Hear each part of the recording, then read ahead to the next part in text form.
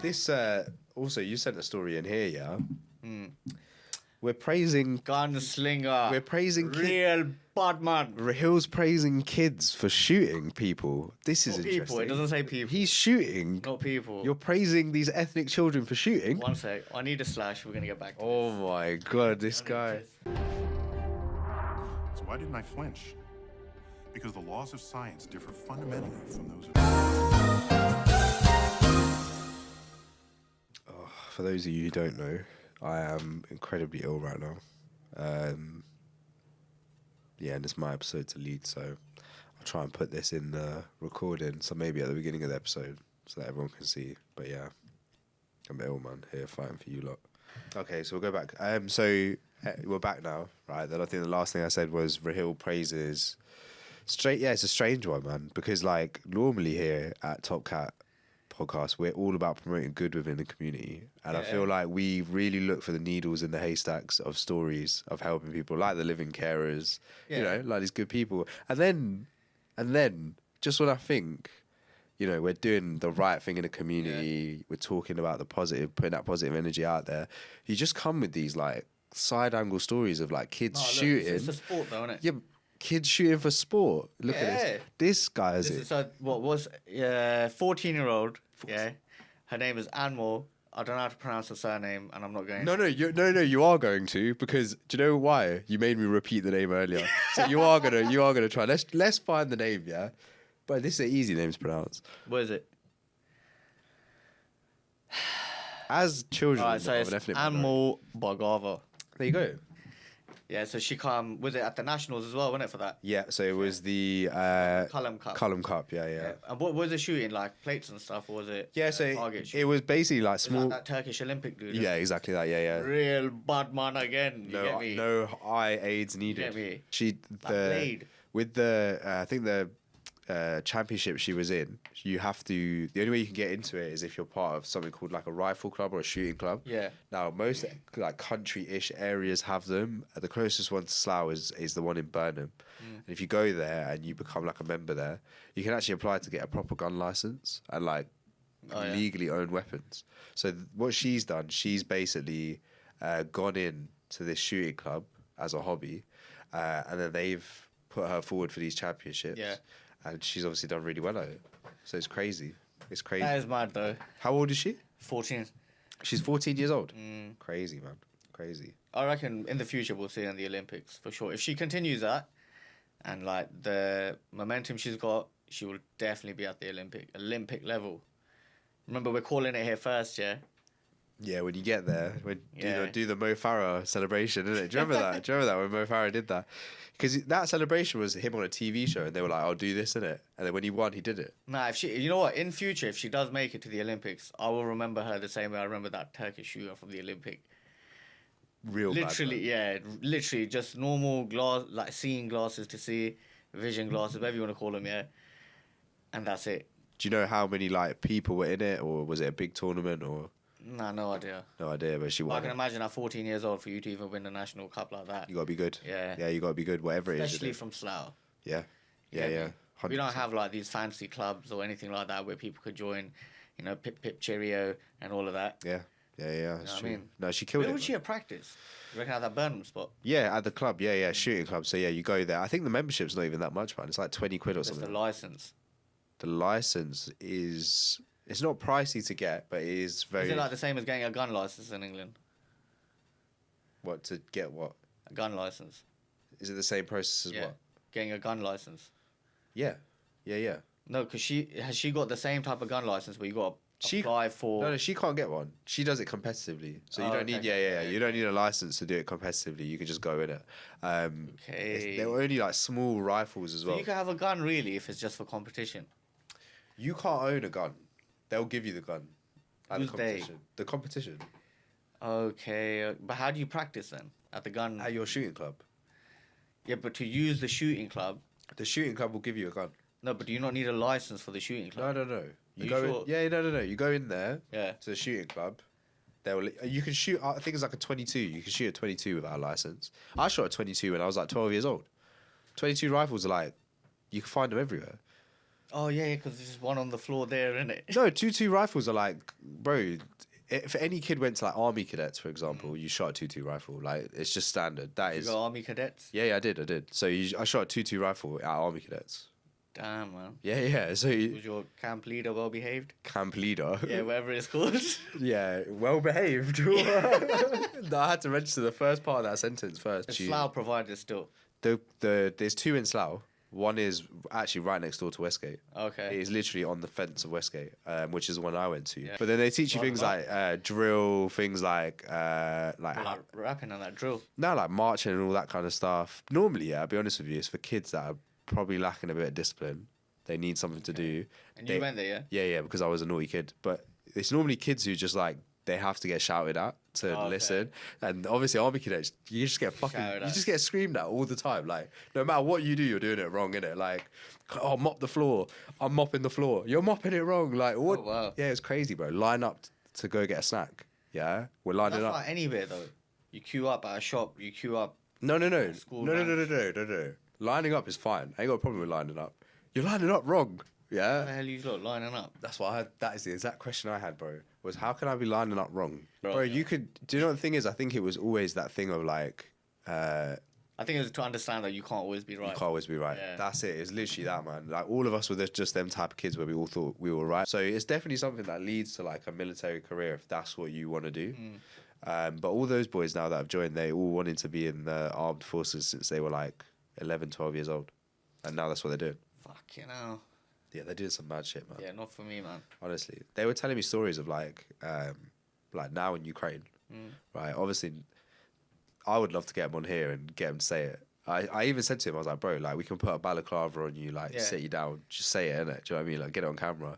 But bro, I've heard stories of like allegedly, yeah, Ukrainian soldiers with like Nazi tattoos. Like, oh yeah, because do you know? I don't know if you saw the interview that Putin did with Tucker Carlson. No. Right, so this was like the first big interview after the whole Ukraine-Russia situation broke out. The main point is what Putin was trying to say was his issue with Ukraine is there's a lot of Nazis in Ukraine. Like people that quote unquote were Nazis in the 1930s. That's After they still migrated. yeah, it still exists in Ukraine. Yeah. Now, obviously Zelensky came out and completely denied it. He was like, "Come on, man! Like Yeah. this is just you trying to create some political issue so that you can invade us." Yeah. Now, what I'm hearing from people that are training these people, from like the infantry level right up until the top level of Ukrainian brass, yeah, there's people that have Nazi tattoos, have white pride affiliated wallpapers on their phones that only people who are in the white pride movement Oh, really will know. understand what it is. Yeah, like if I saw the number 33, I know what that means. Okay. Yeah, that means white power in it. Yeah, it's a numerical thing that's been used since Hitler in it. How does that work? Or you just turn it sideways or something? The numbers represent letters. Okay. And each number has a corresponding letter, so they write it in numbers. But anyone who knows the system knows what it means, basically, in it. Now, he was saying to me that you find people like this all the time, not only in Ukraine, but these are the same people that will be like they come across a Russian soldier, and again, all allegedly, yeah, they come across a Russian soldier, he's been shot. He's Who's been shot? the Russian soldier. yeah. He's been shot. Yeah. What happens? Tomahawk out, bang him in the chest, bruv. Finish him off. Yeah. So by the way, that's Good a job, though. that is a war crime. By the Yeah. way. Nah, it's not. That is They're dead. a. They're just making sure. He's alive. No, he's alive. Yeah, that's what they say. Yeah, they say they're dead, they go, oh yeah, he no. Because you don't make sure someone's dead by putting a axe in their chest. Yeah. What they'll say is, Well, if the objective is for them to die, or unalived, yeah. yeah, unalived. Yeah, Yeah. smart. Yeah. If the objective is them to be that, Yeah. and you're uncertain, and obviously there's a risk that if you're wrong and they're not unalived, that they can literally just poke you in the neck, basically. What, you're gonna take that risk? Of course, Yeah, you're but gonna tomahawk the don't, chest, You don't man. tomahawk the chest. Listen. We have weapons. We have. Anmol would know that when she wants to finish the job, you pop it a couple of times. She'll No. be playing too much COD. No. She knows Wagwan. Animal knows. She's playing COD on the VR. No, She's no. out there. I don't know, man. I think there's more awareness. There's like, for example, right? There may not be CCTV everywhere, but if an incident was to happen, you know for a fact it's going to be on like 10 phones. Yeah. So even any type of like action nowadays, like the criminals got to be very vigilant, innit? So be it Everything, Nazi or not, yeah, if they're trying to do something, Yeah. there ain't no time where you could go, oh yeah, let's go have a scrap in the park. There's cameras in the park. Yeah, You're getting done. Yeah. So, I'm trying to say they got to be very smart about the way they do it then. Yeah, it is, and I think that's the way the world's going now. Is that if you're going to do something, you need to be very smart to get away with it. Like, look at all the systems that they're using in like Ukraine and Russia and like the Middle East and things like that. All of these systems are getting to a point where it's so hands off. It's like there's no direct combat. It's like we're just going to blow you up from like a million miles that way, and then same the other way, innit? I think that's the direction that combat overall is going. But yeah, it's a dark world, man. I don't think, and it's sad, yeah, because a lot of people, they try and glorify it. They try and glorify like war and combat, and they try and make it seem like it's a good thing. But go ask anyone who's been in It's it. profitable, isn't it? Of course, bro. It's the biggest industry in the world, isn't it? Next to pharmaceuticals. Yeah. It's the biggest, most profitable industry in the world. And yeah, man, there's money to be made in it. But it's crazy, man. These people are just funding their war machine, and I don't think it's going to stop. I feel like they genuinely want the world at war, like constantly. I don't know, man. I think everything's in a bit of a lucrative situation. Everything's all over the place. Trump's throwing out tariffs left, right, center. China's throwing back Friday tariffs. was crazy, bro. When those tariffs dropped, yeah. Oh my god, man. I just seen everything boom, like that. But look, the question is, yeah, I think for us in the UK, what we really want to know is this recession going to hit the UK? Because to be honest, I don't know if it will benefit us or not. I think if it hits America, it's gonna hit the UK. 100%. I don't know, man. Unavoidable. It's unavoidable. If it hits America, it hits us. That's how it works. Like all. Yeah, but that's what the worry is right now. That's why a lot of the other things are going down as well, because people are like, if we're gonna hit a recession, it's definitely gonna come here then.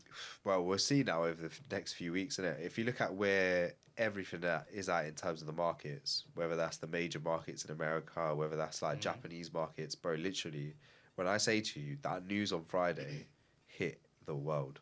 Like the world. Of course, yeah. I saw it. The whole world literally felt it. Every market in the world was just like, oh, Yeah. Stock markets are falling sharply in Asia overnight after a weekend that saw no reprieve in President Trump's painful tariffs. Japan, China, Germany, France, But everywhere. I think because of what China did, well, you know what you mentioned With the there. 34%. Yeah. I think now That's jokes though.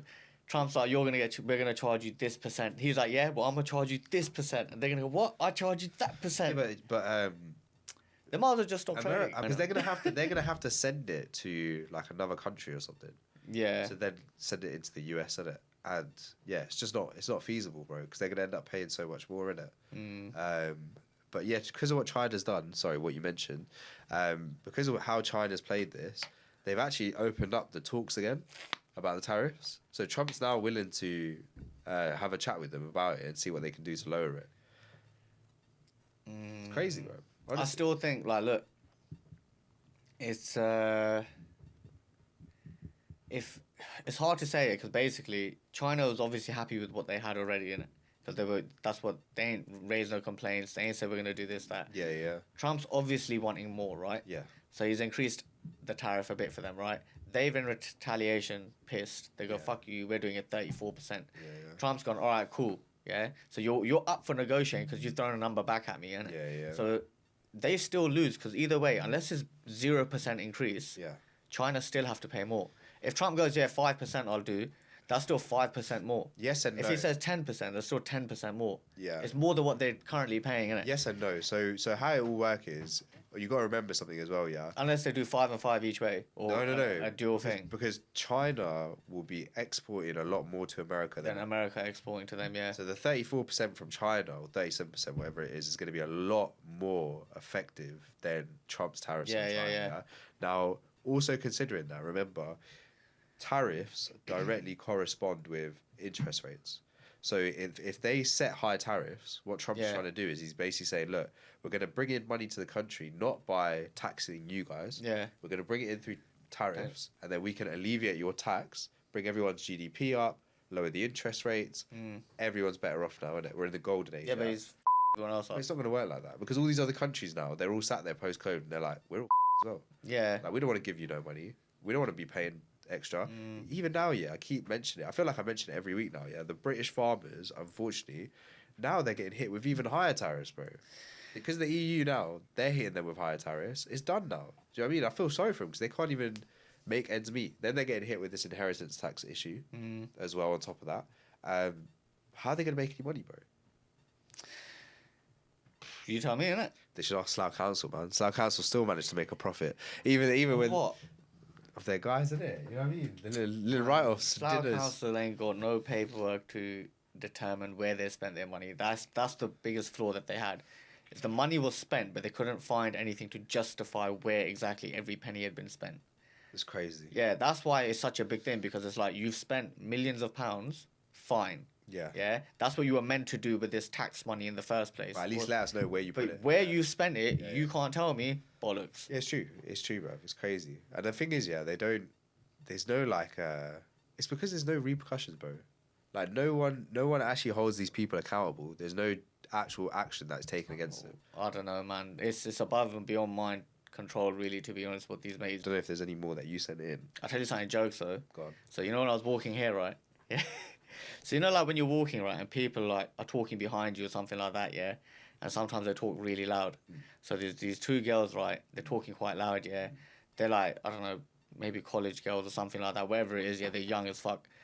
And all I hear is, yeah, I don't like it when you talk to me like that at work. You make me look like a mug. You make me feel like a mug. But she was saying mug like 4 times, yeah? I was like, yo, man, are these lot friends or they're just like, is this a telling off, innit? That we're meant to be, she was like, yeah, we're meant to be girls. And it made me feel like a mug in front of everyone at work. Da, da, da, da. And I was like, yo. Whole drama show. Yeah, yeah, literally on the way here. I was like, yo, and you lot are shopping together, yeah? It's true. You lot are shopping together, you know? Yes.